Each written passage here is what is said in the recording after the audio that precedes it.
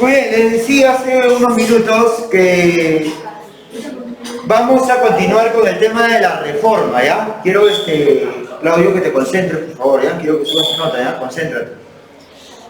Mire, el tema de la reforma que hemos empezado el mes pasado es un tema bien amplio y como es muy amplio, quiere decir que nos va a tomar varias clases hablar de eso. Es más, después de acabar específicamente el tema de la reforma, los temas que vienen en lo que es acontecimientos de la historia universal de esa época están relacionados con lo que es la reforma. Vamos a ver más adelante incluso algunas de las grandes guerras que hubo en esa época, como la guerra de los 100 años, la guerra de los 30 años, la guerra de las rosas, de las dos rosas. Las tres guerras que acabo de mencionar están relacionadas con esto de la reforma. Son guerras que tuvieron un inicio o fueron provocadas precisamente por estos temas religiosos. Y después ya, con el transcurrir de los años, ya las guerras dejan de lado lo que es la parte religiosa y ya entran otros intereses políticos, ¿no? Pero las guerras que acabo de mencionar, todas empezaron por temas religiosos. ¿Ya? Entonces, vamos a encontrar de ahora, al menos este año, acabo de decir, Claudio, concéntrate, por favor. Y déjalo en paz, que ya si no quieres escuchar, no escuches, déjalo a él, que me escuche, por favor. ¿Ya? Entonces decía que el iniciador de la reforma ya sabemos quién es, ¿no? Martín Lutero, ¿no? Con el movimiento de separación de la iglesia, conocido como el luteranismo, ¿no? Por el nombre de él, por el apellido de él, ¿no?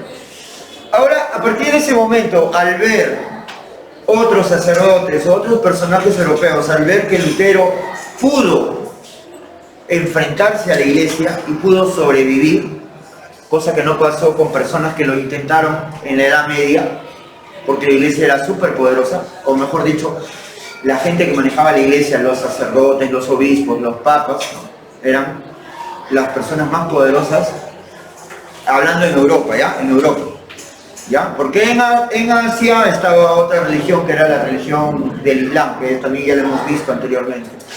Entonces,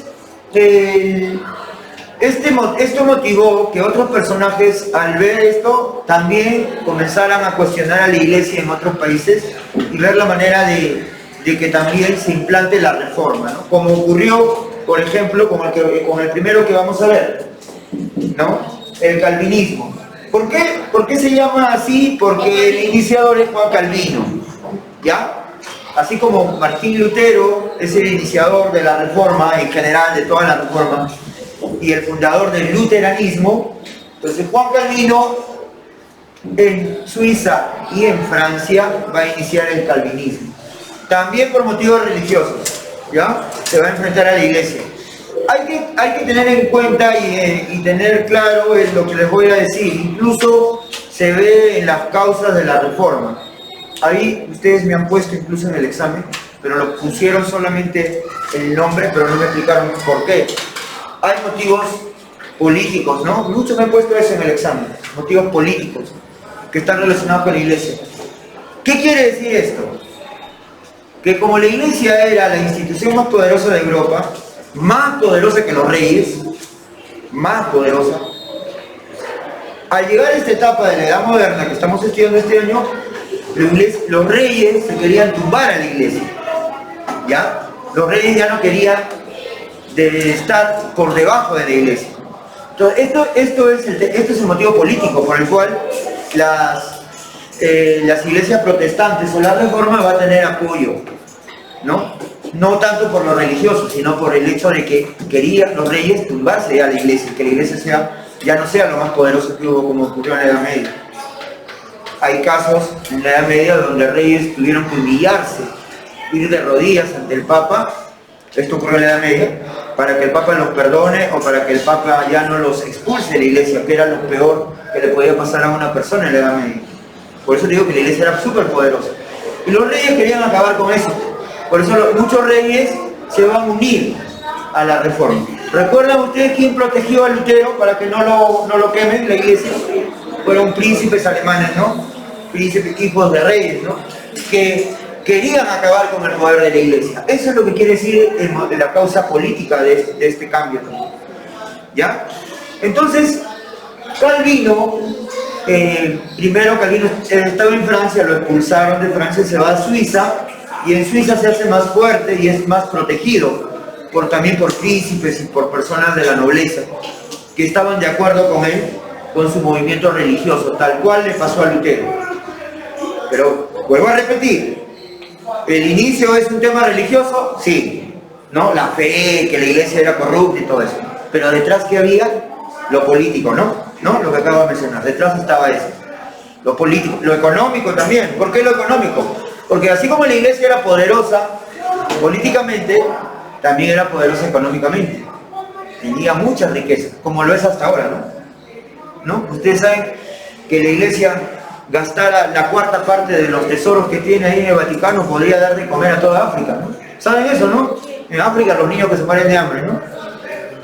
La iglesia siempre ha sido poderosa, económicamente también. Entonces, estos príncipes alemanes, estos reyes que se vuelven protestantes, también querían ver la manera de poder quitarle a la iglesia mucho de las riquezas que tenía, ¿no? Ya sea la riqueza material o ya sea la riqueza de tierras, también propiedades, ¿ya? Entonces Calvino se va a ver protegido por eso. Pero Calvino estaba más del lado de Lutero en el hecho de que Calvino, su separación de la iglesia, o por qué Calvino separa de la iglesia, de él es motivos parecidos a lo de Lutero, ¿no? Por la corrupción de la iglesia. Vamos a ver, después de que dije un poquito, va a ser corto, no se preocupe, vamos a ver el tercer caso de separación de la iglesia, porque son tres: el luteranismo, que ya lo estudiamos, el calvinismo, que vamos a ver ahorita, y el tercero ocurre en Inglaterra. ¿Cómo se llama el tercero? Se llama anglicanismo. ¿Ya? El tercero, que también lo vamos a ver, pues lo voy a explicar ahorita, es el anglicanismo. ¿Dónde ocurre el anglicanismo? Inglaterra. ¿Está claro? Inglaterra.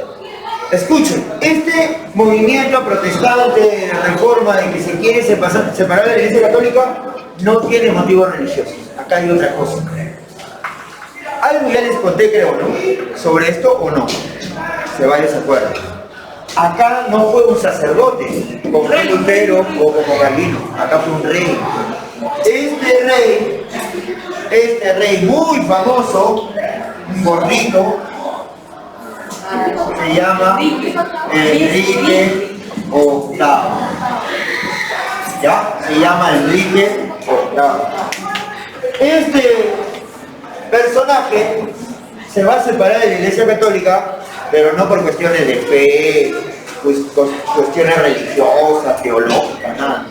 O sea, él va a realizar esta separación y va a fundar en Inglaterra la iglesia anglicana, por eso se llama el anglicanismo. ¿Y cuál fue su motivo? Motivos estrictamente personales. ¿Sí? Personal. ¿Qué ocurrió? Enrique VIII estaba casado, ¿no? Y esta persona, déjame acordar el nombre, ahorita se me ha ido el nombre, pero ahorita me voy a acordar. Ella era una princesa española. Voy a tratar de acordarme ahorita el nombre. Era una princesa española. Se casa con él y al casarse con él se vuelve reina de Inglaterra. Pero ¿qué ocurría? No le podía dar hijos. Ya no tenía hijos con él. ¿Ya? ¿Me entiende? No tenía el hijo varón. ¿Me entendido? Enrique VIII se casó con ella, todo a lo grande, ¿no? Con la bendición del Papa y todo eso. Era una princesa también. Pero finalmente Enrique VIII decide separarse de ella. ¿Ya? Decide separarse de ella y le pide al Papa que anule su matrimonio y que le permita casarse nuevamente. Como era una época diferente a la actual, Entonces, lo que él quería, Enrique VIII, era casarse de manera religiosa por segunda vez. Y la religión católica no permite eso, ¿saben? ¿No? En cívica creo que hemos visto, o algo vamos a ver más adelante, la religión o el matrimonio religioso es una sola vez. Civil, puedes casarte 50 veces, como quieras, ¿no? Pero religioso es una sola vez. La iglesia no te permite casarte por segunda vez. Entonces a Enrique VIII le dijeron que no aceptaron su pedido, ¿no? Entonces Enrique VIII, como niño que no le da su capricho, se molestó y decidió separarse de la religión católica. ¿Qué hizo? Como era rey, tenía la fuerza de su ejército a la mano, expulsó a los sacerdotes católicos, les quitó todos sus territorios que tenían en Inglaterra y fundó la iglesia anglicana, ¿no? Expulsó a su esposa, la regresó a España y se casó con otra mujer famosa que se llama Ana Bolena, su segunda esposa, ¿ya? Y no va a ser la última, porque este gordito, conocido como el gordito mañosón, se va a casar 6 veces más. Lo triste de esta situación es que algunas de las 6 o 7 esposas que... No te escucho. No le dieron, porque va a haber un problema de dinastía. Va a tener 2 hijas, y las 2 hijas, igual de locas que su papá, se van a eliminar entre ellas, pero esa es otra historia, eso es más adelante. ¿Ya? Escúchame. Enrique VIII, de lo triste de esto es que va a ir misteriosamente, muchos dicen que ha sido él, muere su esposa. O moría o se divorciaba. ¿Ya?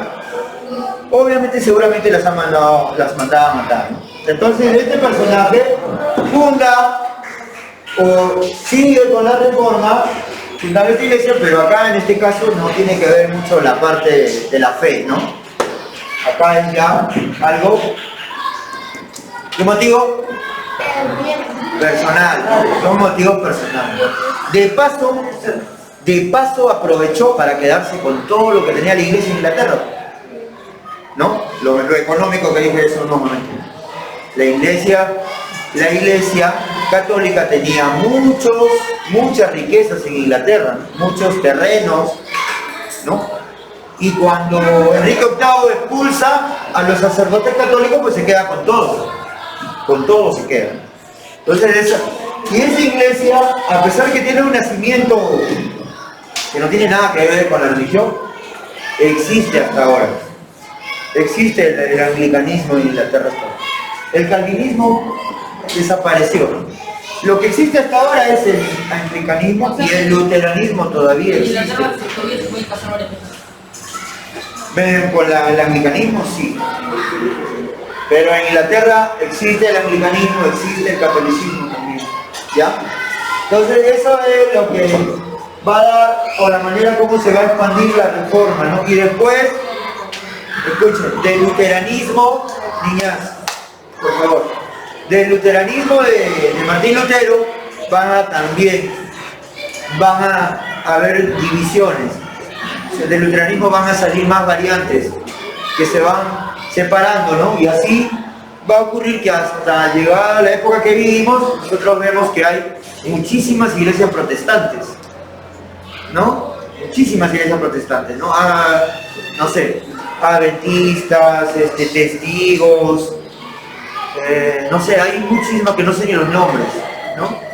Entonces todas se respetan, ¿no? Porque yo no estoy hablando mal de ninguna religión, porque vivimos en un país donde uno de los derechos dice que todos tenemos la libertad de conciencia, ¿no? De elegir la religión que queramos. Yo no estoy hablando mal de nada de eso, sino estoy contándote lo que pasó, cómo aparecen estas variantes de lo que es la religión católica. Y gran culpable de que esto haya ocurrido, ¿quién fue?